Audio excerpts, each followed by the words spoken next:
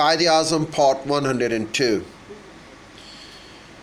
Jinnah was elected president of the 16th Bombay Provincial Conference in October 1916, the second Muslim to be conferred with such a position after M.R. Sayyani.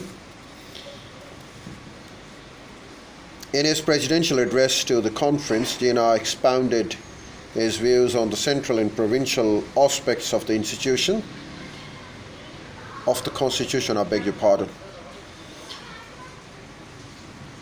The central and the provincial aspects of the Constitution, ideas that later got incorporated in December 1916 in Lucknow and are now commonly referred to as the Lucknow Pact.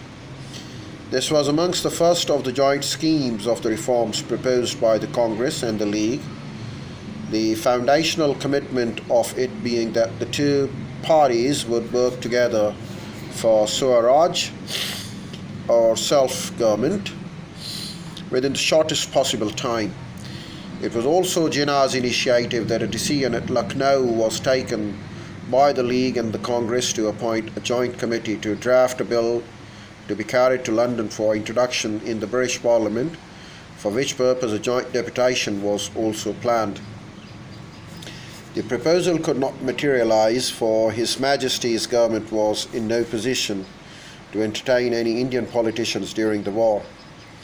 Instead, therefore, it was decided to send Edwin S. Montague, then the Secretary of State for India, to visit ascertain views directly.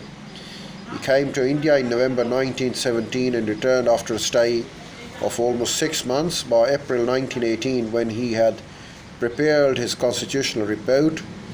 This was published in early July 1918.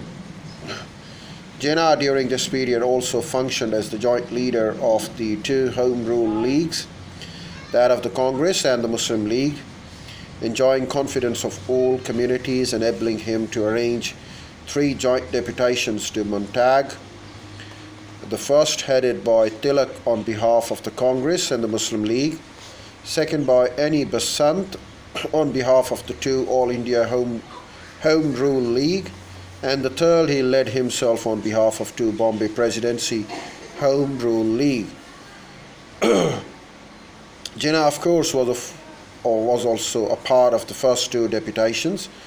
Apart from this, Jinnah met Montague on a number of occasions to press for the reforms for which his contribution, his abilities, and his other qualities subsequently received handsome recognition from Montague in his book An Indian Diary. When the Montfort report was finally published, there arose serious disagreements amongst the Indian leaders, which could be settled only after some hectic parleys by Jinnah. An agreement was finally arrived at, resulting in a joint deputation of the Congress and the Muslim League to proceed to England. This was for the recommending such improvements in Montfort reports as could then be incorporated in the bill to be moved in the Parliament. Unfortunately, the timing was again wrong, for the British would just not entertain any such delegations during the war years, preferring a limited discussion at the Legislative Council level in India, but this was not acceptable to Jinnah, of course. The government, therefore, as a compromise and palliative, went ahead again by forming a committee for the purpose. In any event, Jinnah did not consider the Montfort report a substantial enough step towards Home Rule. To him, provincial autonomy largely depended on the nature and the extent of the division of the reserved and transferred subjects under diarchy. He correctly apprehended that half-hearted diarchy could well reduce the position of Indian ministers to that of mere bystanders. He believed that some of the provinces were competent enough to manage their own affairs, and therefore in such provinces all the subjects should be transferred to the Indians. Not acceptable specifically were the provisions that empowered provincial governors to disallow introduction of bills or motions in the Legislative Assembly relating to the reserved subjects.